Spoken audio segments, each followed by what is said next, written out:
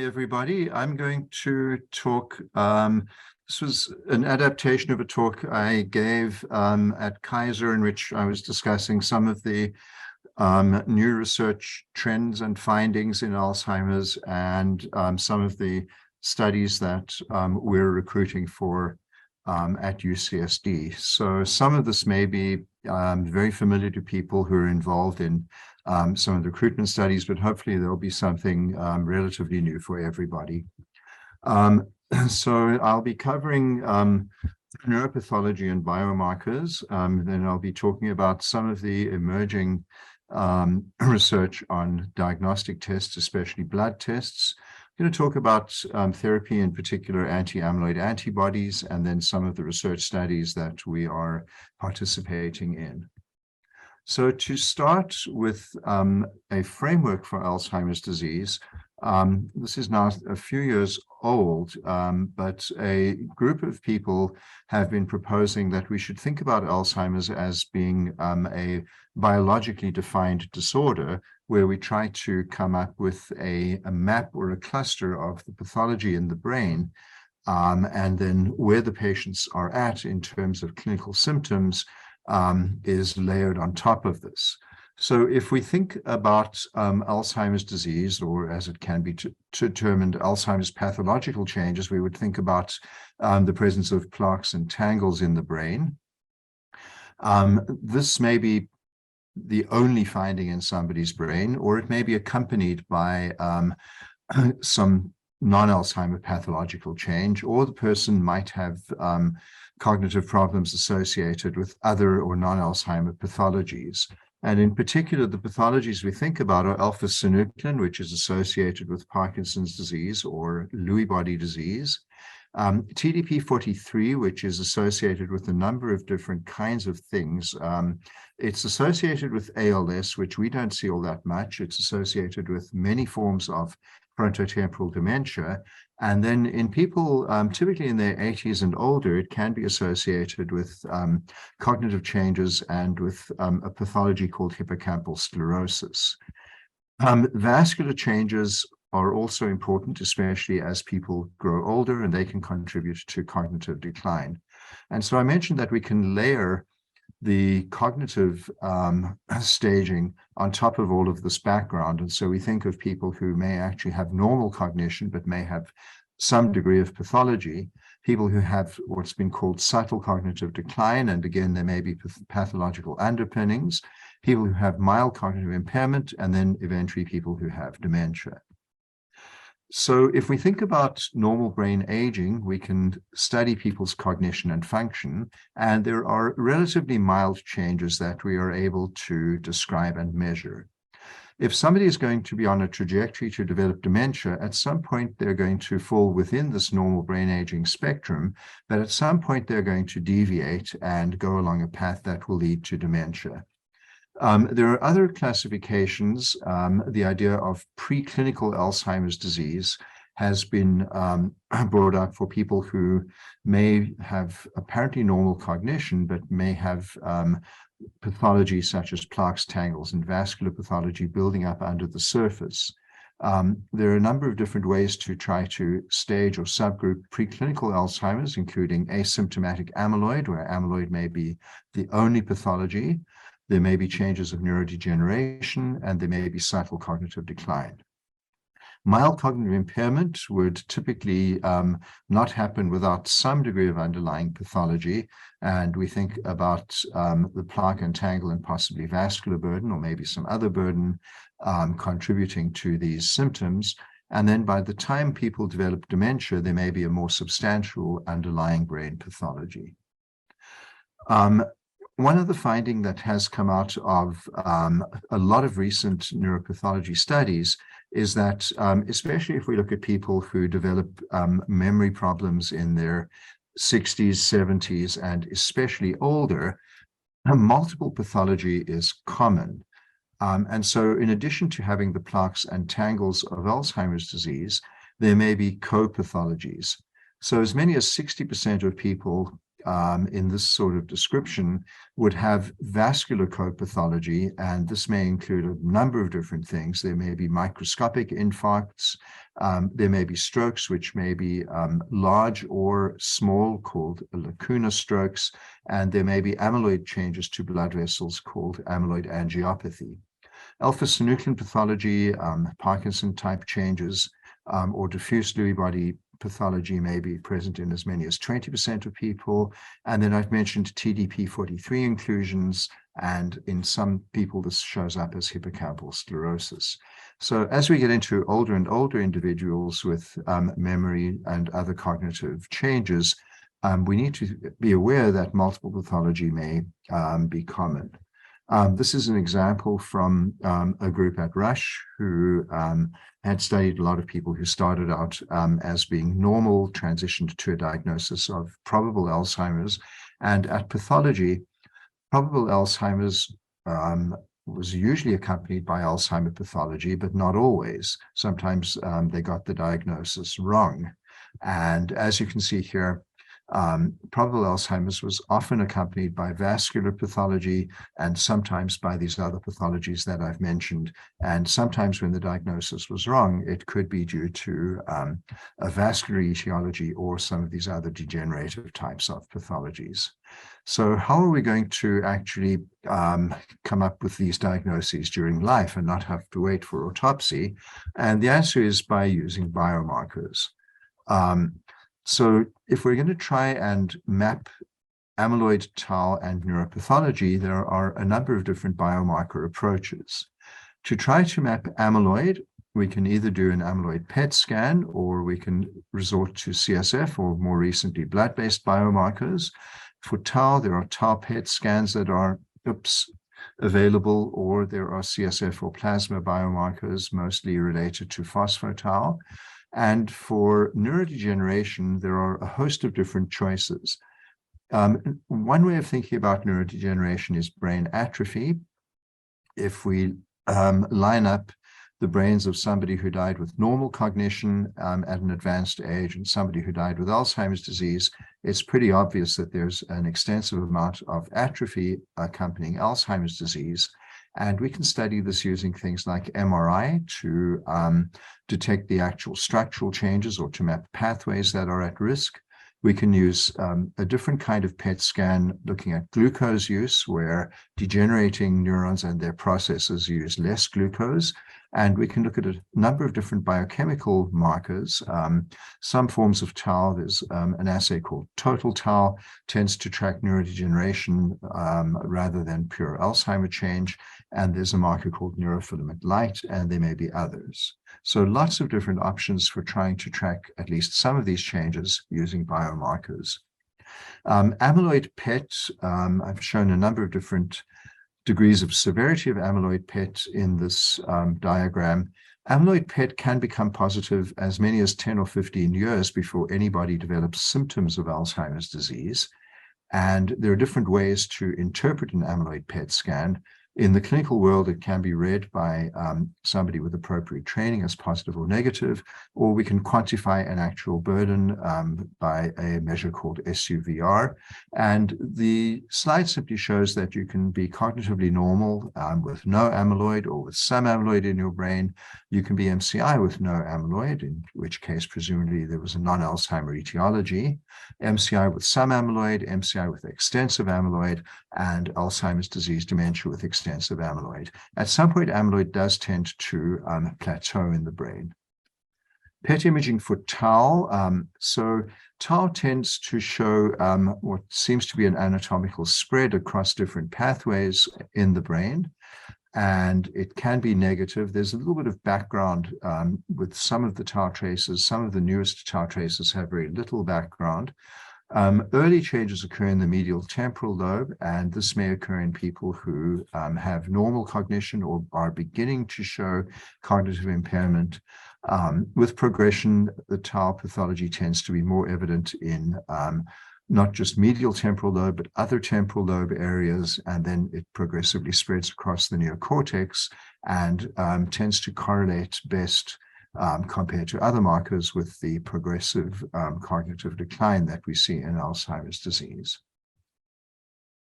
Brain MRI we use in the clinic and in research for a number of different reasons. We can measure atrophy, as I had mentioned, and this is one image of somebody with Alzheimer's compared to somebody with normal cognition.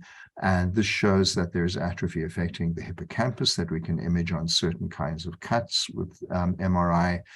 There is temporal lobe atrophy.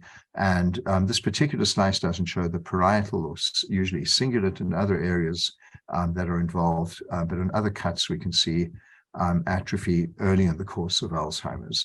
But MRI has many other uses, and one of those uses is to be able to assess vascular burden.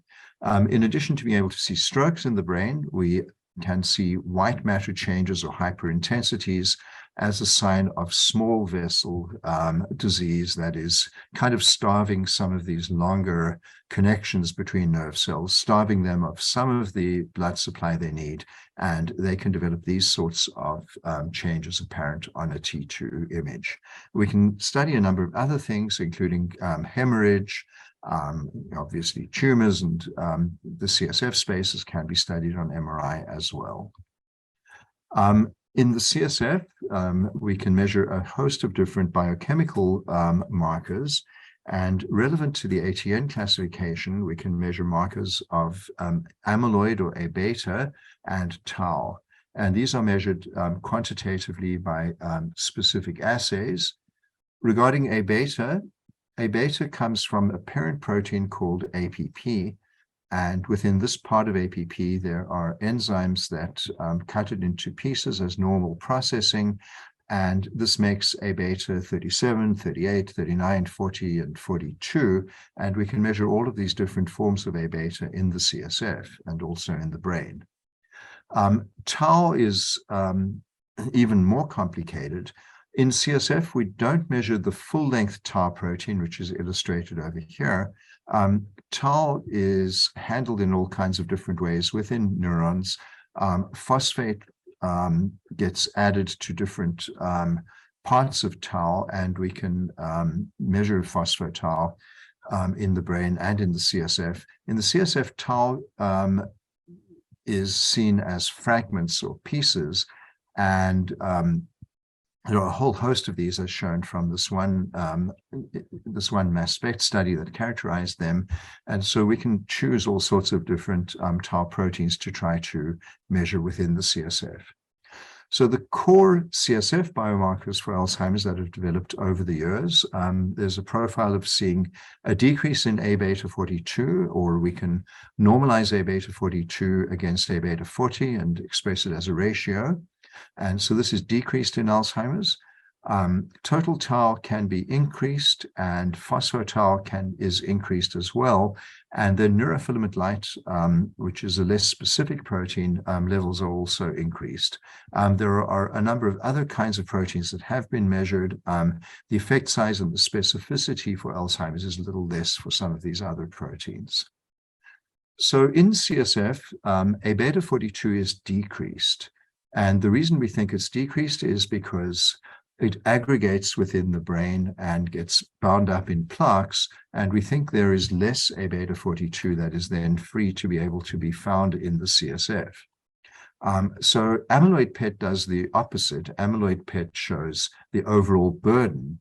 And so the profiles we would be looking for if we're going to relate the two are that if on this axis we're looking at amyloid PET with an increasing burden and a threshold, so positive amyloid PETs would be in this zone over here, and it's associated with a low level of A-beta 42 in CSF.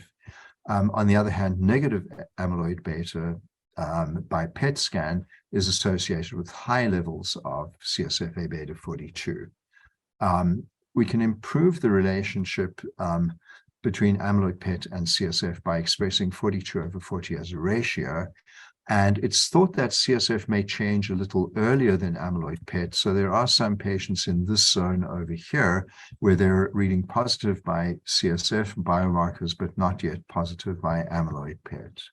But in general, the relationship between the lower 42 in CSF and the higher amyloid PET burden has been shown across a host of different studies. So what has changed in CSF biomarkers is the ability to measure them by very precise, fully automated assays. Two different assays are now in widespread use. One of them is called ELIXIS, developed by Roche, another called LumiPulse, developed by Fuji-Rabio.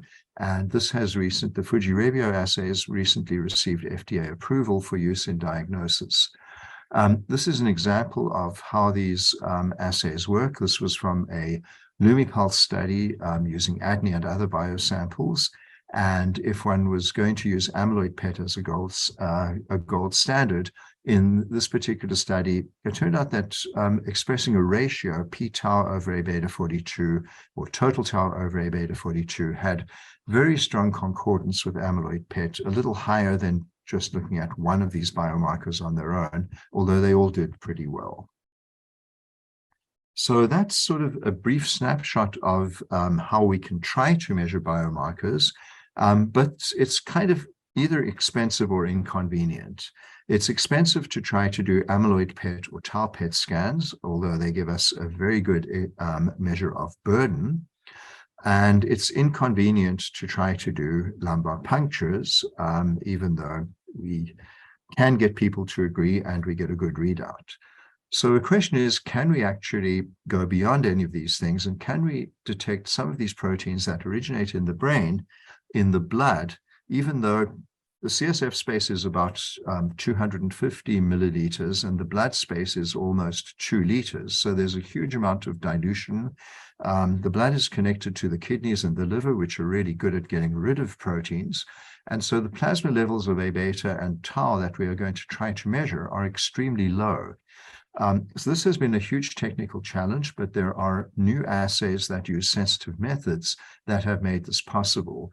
And so there's been some exciting emerging data for being able to measure amyloid beta protein, tau, phosphotau, neurofilament light, an astrocyte protein called GFAP, and several other markers in the last few years. So let's start with neurofilament light, which has been around for a while. It's an abundant protein. It's found in the axons or processes of large neurons, and it's released when they are damaged. So increased levels of neurofilament light are found either in the CSF or the plasma or serum as a marker of axonal injury, and it's a non-specific marker. So in the left-hand figure, these would be values from controls. These were controls who had some incidental kind of other sorts of pathological changes. These are data from Alzheimer's, where there is an increase, but a number of patients still do fall in the normal range. This is Guillain-Barré syndrome, which is a peripheral nerve acute inflammatory disease that damages myelin sheaths, and a lot of patients have incredibly high levels of neurofilament light. This is ALS, or Lou Gehrig's disease, where large motor neurons are degenerating, and as they undergo degeneration and death, they release large amounts of neurofilament light. And so these two disorders, which are both associated with much higher levels than we see in other kinds of disorders. Parkinson's disease, there's a very slight change. Some people have minimally increased levels. There are some disorders that can sometimes be confused with Parkinson's disease, called atypical Parkinsonism, multisystem atrophy, progressive supranuclear palsy, and corticobasal syndrome fall into this category. And these are all associated with somewhat increased levels of neurofilament light, to the extent that you could use neurofilament light to try to distinguish them from Parkinson's disease. So if we turn more to things that are a little more specific for Alzheimer's disease, and we think about trying to measure tau, I had shown you before that there are a host of different fragments in CSF that could be used as an index of tau. This was a study where a group of investigators ground up post-mortem brain from normal individuals and from people with Alzheimer's, and did very detailed mass spec studies. they showed that there were 29 different phosphorylation sites in brain-derived tau. And if you did the same sort of thing in CSF, 12 of these were represented in CSF. If they then looked at where some of these changed in Alzheimer's versus controls in CSF and brain, they found that there were 3 particular sites, p-tau 181, 217, where there's a big difference, and 231, where there's again a big difference in AD versus controls. And so all of these would be suitable types of proteins to go after in the peripheral blood. And so p-tau 181 has been studied in CSF for a while, and with adaptation, there were some initial studies of p-tau 181 in blood as a biomarker. This shows that if you look at people who were amyloid negative by PET, p-tau levels in plasma and CSF are not really changed much, but people who were amyloid positive have an increase in CSF p-tau and in plasma p-tau with some reasonably strong correlation between the two. If one looked at the relationship with tau PET, there was high sensitivity and specificity to be able to diagnose Alzheimer's disease, and this even started at an MCI stage, as shown in some of these figures. In this particular study, there was a very strong predictive value of p-tau 181. This is held up, but not quite as strongly in subsequent studies. And so p-tau 181 is now being developed further by Roche as a blood-based biomarker. And there are going to be some studies, some of which we will be participating in, to try and define how well this works in clinic populations. CSF p-tau 217 actually worked better than CSF 181 to distinguish Alzheimer's disease, especially if you started very, very early. This was a comparison of the two measured by mass spectrometry. And so p-tau 217 might be a very promising blood-based biomarker, and there are emerging data about this. I mentioned that there are some interesting data, and that being able to measure A-beta 42 is now feasible in the blood. The best measures so far have been developed by a company called C2N, and they do a mass spectrometry-based assay. They measure the ratio of A-beta 42 to A-beta 40 in the blood. And it correlates reasonably well with brain amyloid measured either by PET or CSF. These are data from a study they carried out. These were people who had an amyloid PET scan, and they were either negative or positive by amyloid PET. And the best cutoff for the A-beta 42/40 ratio is shown over here. It does reasonably well at predicting the positives, but a number of amyloid PET negative people also tested positive by this cutoff. So if they also threw in age and ApoE4 genotype, they could do better at distinguishing positives from negatives. Again, not perfect, but reasonably good classification of a fairly large number of people.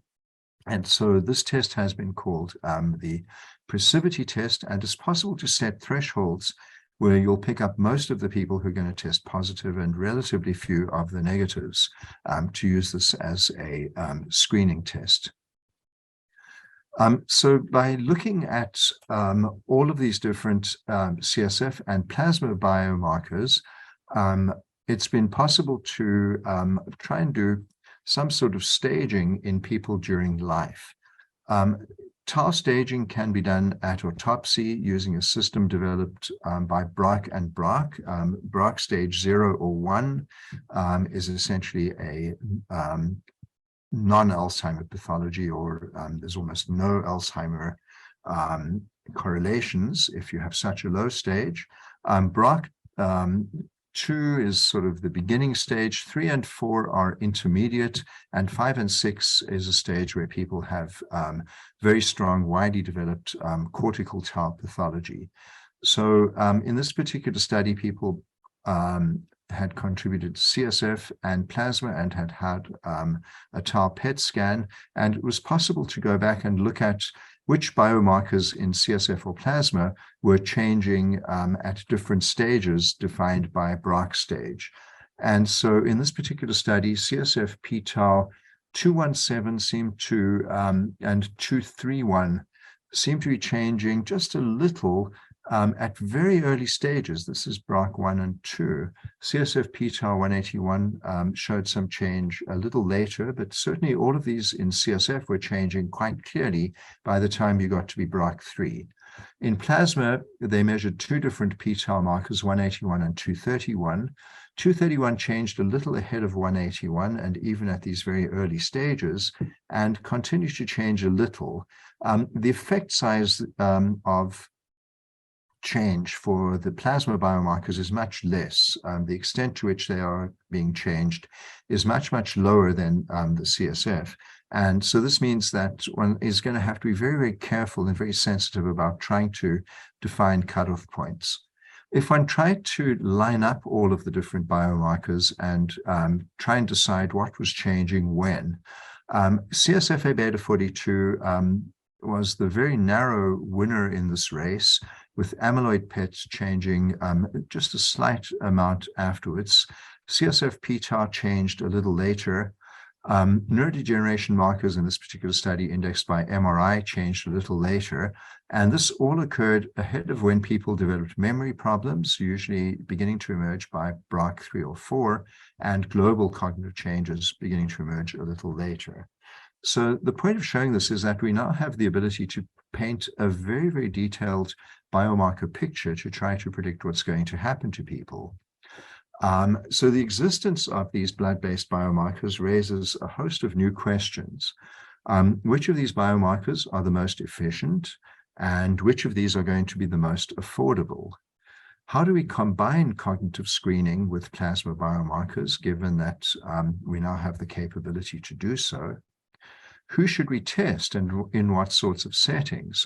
Should these be unleashed on people in primary care, or should they be initially limited to people in the specialty clinic? Will there be some sort of triage procedure where primary care does a more detailed screening than they do at the moment, and then people are referred after screening to specialists who may decide to do something like a PET scan or CSF test for confirmation?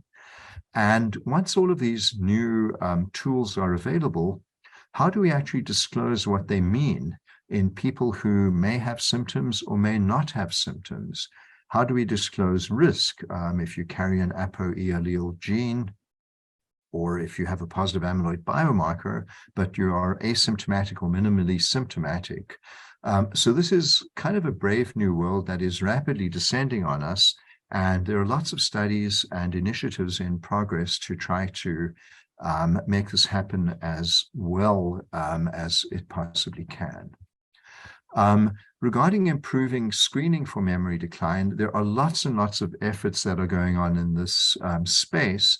And something that I did want to mention that I and a number of other people at the ADRC and at UCSD have contributed to is the San Diego Alzheimer's Project. So this was a roundtable effort created by a lot of people with the hope of trying to implement it across providers in San Diego. And the idea is that we would try to give people tools to be able to conduct a screening visit, whether this was an annual Medicare wellness visit or some other sort of screening visit, what to focus on in the history, how to do some cognitive screening, what sorts of things would be major red flag symptoms that should trigger a very early referral, how to do an initial evaluation, and when to refer. And the idea was to allow a generalist to be able to actually diagnose a straightforward case of dementia due to Alzheimer's disease. A mobile app has been developed, which includes scoring instructions and a number of different cognitive screening instruments. And this has been downloaded and used a fair amount. And there's actually going to be a couple of initiatives in progress where we're going to try and implement this in one or two healthcare systems in San Diego. All of this has preceded blood-based biomarkers, and so there are going to be other initiatives to try and tag screening and blood-based biomarkers to see how well they work. So all of this is going to transform the diagnostic landscape of Alzheimer's disease. I'm going to mention a little bit about other diseases, and in particular Parkinson's and Lewy body dementia. So for Parkinson's, the protein that's at fault is called alpha-synuclein. It's a normal protein. It undergoes all kinds of different changes in the brain normally, but in Parkinson's, it aggregates, forms mini fibrils, larger aggregates, and it may spread between neurons. Eventually, it aggregates to form things called Lewy bodies, which is illustrated in this histology slide. It's this circular kind of inclusion that has a ring or a halo around it.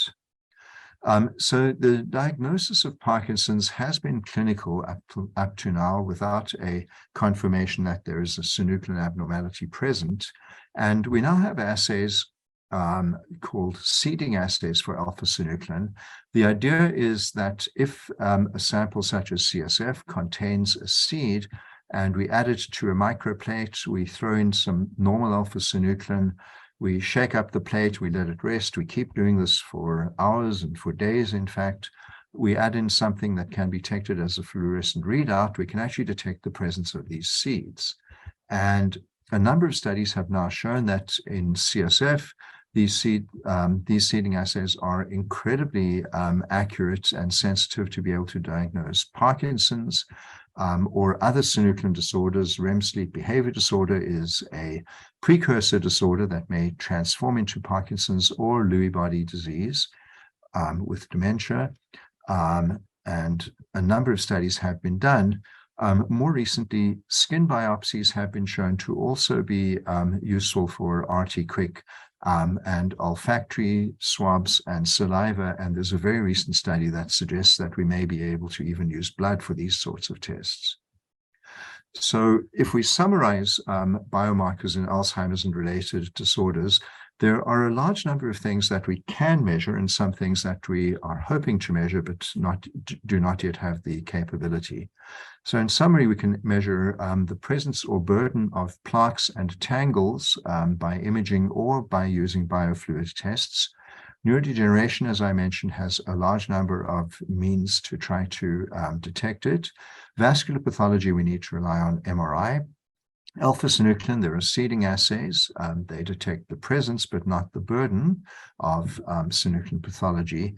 There is a synuclein PET modality that is just becoming available in a research capability, and we'll have to see how well it can perform, whether it can even detect Parkinson's disease.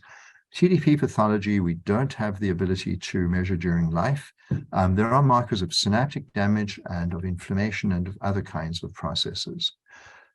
So all of this is getting ahead of treatment. And so I'm going to switch and talk about what we're hoping to accomplish and where we're going with regards to treatment. This is a very detailed map that a number of folks, Jeff Cummings and some collaborators, have put together. And it shows that there are all kinds of different treatment strategies and approaches in development for Alzheimer's, ranging from phase 1 to phase 3. Some of them are aimed at modifying disease progression, others at treating symptoms, others at improving cognition. The most excitement and the most effort and energy has related to trying to do something about amyloid. This slide summarizes recent clinical trials of antibodies in the amyloid space. So aducanumab we all heard about. There were phase 1 and 2 trials that showed that it could decrease the amount of brain amyloid shown by PET. And in phase 3, higher doses showed benefits on clinical outcomes in one trial, but negative results in another, high rates of ARIA, and these trials were stopped for futility, and there was a reanalysis negotiation with the FDA, and the FDA gave an accelerated approval to aducanumab, but so far it is not available in the clinic, and the CMS ruled that another clinical trial would need to be done in a clinical context in order for this drug to make further progress. Gantenerumab underwent a phase 3 trial in mild to moderate Alzheimer's. It was shown to decrease amyloid PET burden but the trial was stopped because of clinical futility. It did not change clinical outcomes. However, further studies of GANT have shown that at much higher doses in sporadic Alzheimer's and in autosomal dominant Alzheimer's in the DIAN-TU program, it actually had a big benefit on CSF biomarkers, and there are now new studies of GANT in high doses. Lecanemab is another antibody. A phase 2 trial in early Alzheimer's over 18 months showed dose-dependent decreases in amyloid PET, and a phase 3 trial has concluded. In the phase 2 trial, there was a trend to slow CDR decline. In the phase 3 trial, there was reduction of amyloid PET, and there is top-line evidence that there has been slowing of clinical progression. Donanemab is another antibody developed by Eli Lilly. A phase 1 study with 18-month data showed strong reduction or clearance of amyloid PET, perhaps more faster clearance than with any of the other antibodies, with a trend to a reduction in CDR progression and some interesting p-tau217 data. And their phase 3 trial is almost completed, and we will be hearing results soon. So very recently, there was a press announcement about lecanemab that the confirmatory phase 3 trial, which was called Clarity, met its primary endpoint, showing a highly statistically significant reduction in the CDR sum of boxes. This was a large trial, almost 1,800 participants with early Alzheimer's disease, and lecanemab needed to be infused every 2 weeks during the duration of this trial. Secondary endpoints included amyloid PET burden, ADAS-Cog, ADCS, ADL, MCI. All of these apparently showed significant change at a p-threshold of less than 0.01.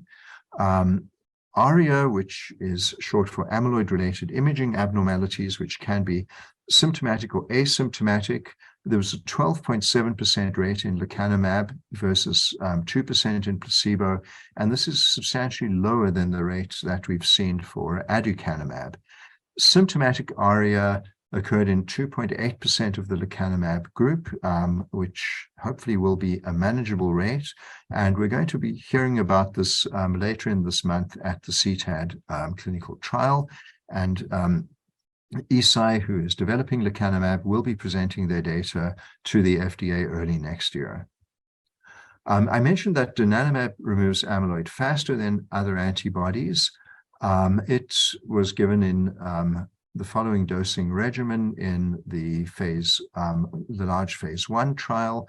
One thing about donanemab is that once amyloid PET showed that amyloid had been cleared, this particular antibody was stopped because the form of amyloid that it is bound to is no longer relevant.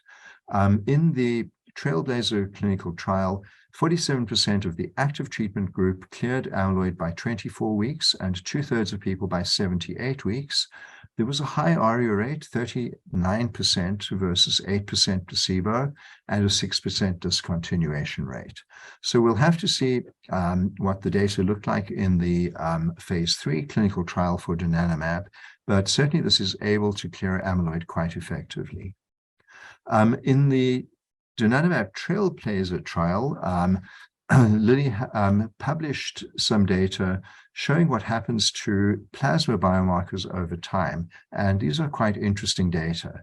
So again, this was a group of people with MCI or mild Alzheimer's disease, and if one looked at each of these different biomarkers, so starting with p-tau217, which is slightly increased in plasma in Alzheimer's disease, over time in the placebo group, levels showed they either stayed the same or showed a very slight increase. Treatment with donanemab was associated with a significant decrease of p-tau217, suggesting that some kind of Alzheimer's pathological changes in the brain are happening at a slower pace. GFAP is a marker of astrocyte inflammation, and again, levels were decreased as a result of treatment with donanemab. Neurofilament light, there was a small degree of change, but a lot of overlap as a result of treatment, which is interesting. It suggests that neurodegeneration is actually still going on despite clearance of amyloid. A beta 42/40 levels were decreased to some extent with this unusual course is because treatment was stopped in some subjects at 6 months, but nevertheless, there's a suggestion that plasma A beta levels can be decreased as a result of treatment. So this is a very exciting landscape, certainly of anti-amyloid therapy. And so at UCSD, we're involved in this space in a number of different settings.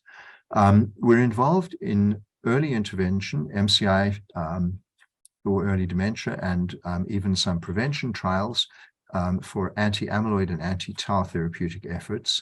And we're getting involved in more personalized therapeutic efforts for genetic forms of Alzheimer's disease and for frontotemporal dementia. And we are involved in trials for behavior, for agitation in Alzheimer's disease.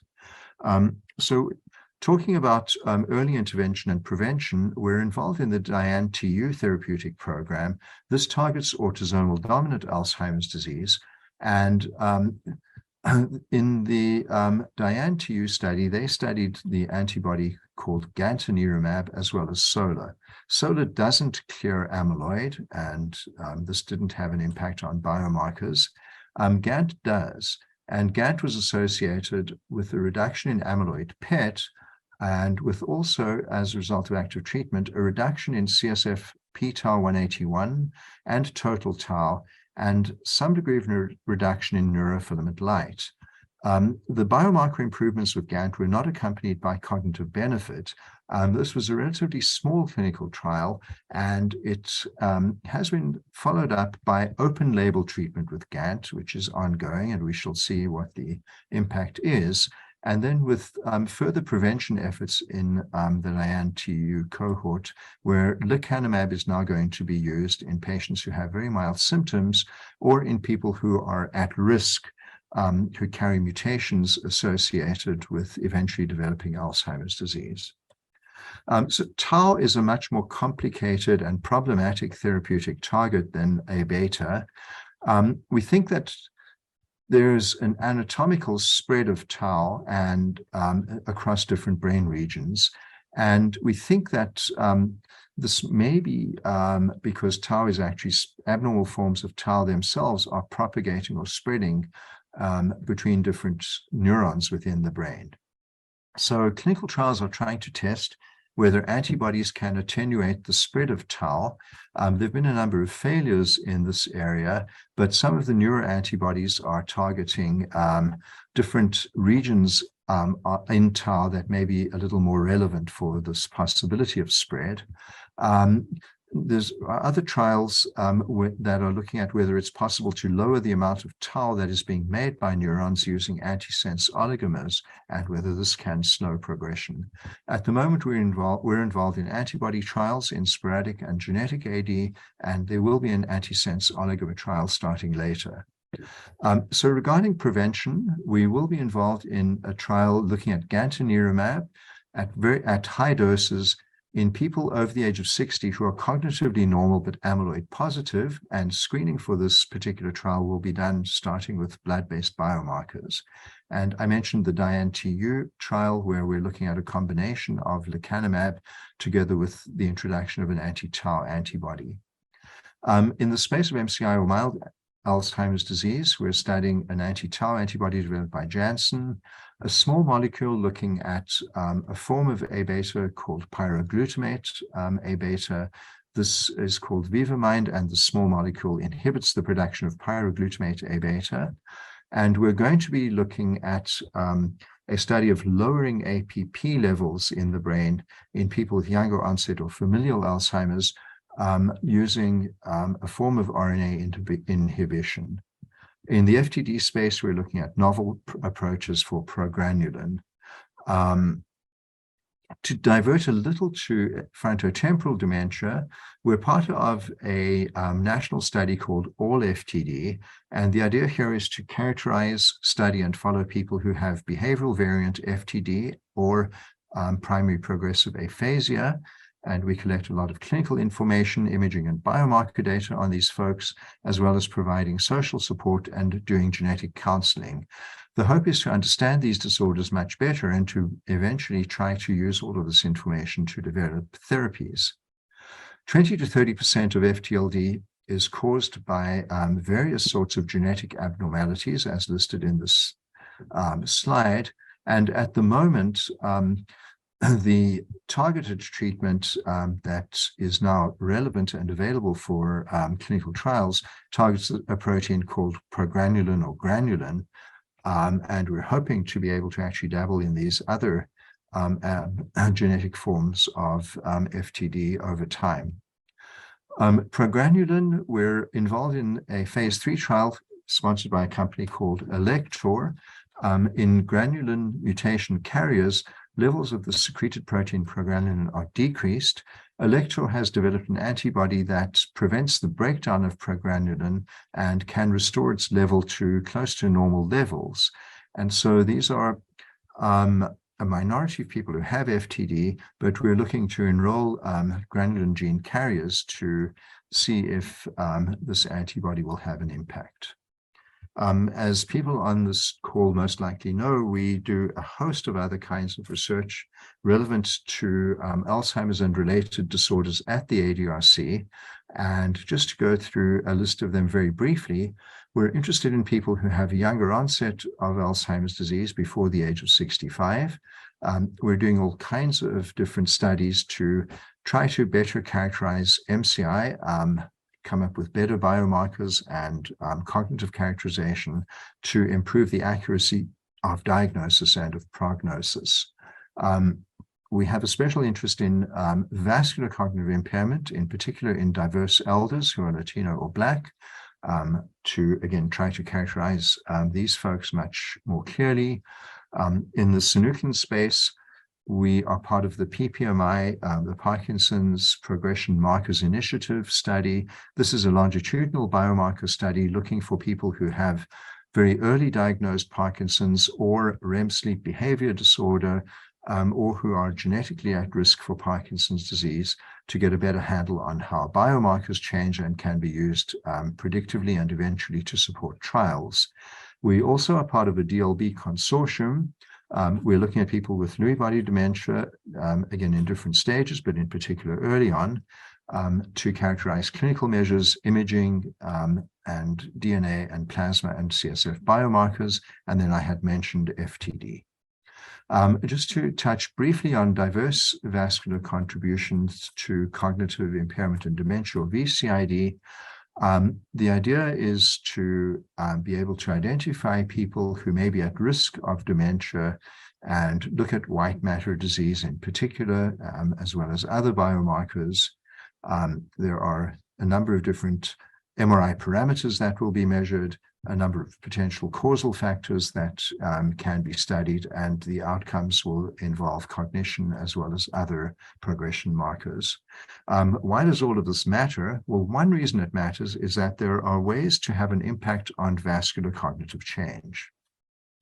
There have been a number of studies on lifestyle and cognition, and some of the most systematic of these were done as part of what was called the Finnish Geriatric Intervention Study to Prevent Cognitive Impairment and Disability, or FINGER for short. I like the idea of trying to give dementia the finger, but anyway, these studies were started in 2011, enrolled people based on a cardiovascular risk score, and did a very highly intensive intervention to try to correct as many risk factors, lifestyle and otherwise, that could be changed. The outcome measures were cognition and general health, and they showed benefits on overall cognition and executive function, some benefit on memory and processing speed. And this idea has now inspired a number of other similar kinds of trials. There have been studies of intensively managing blood pressure in older folks that have shown that there can be a reduction of risk of cognitive decline. So in summary, the kinds of studies that we are conducting through the UCSD ADRC and the Clinical Trials Unit are very, very broad. They include observational and biomarker studies as well as clinical trials. in a large space of Alzheimer's disease, spanning mild cognitive impairment, younger onset and late onset, and then other related disorders. So I'll stop there, and I'll be happy to take questions in the few minutes that remain.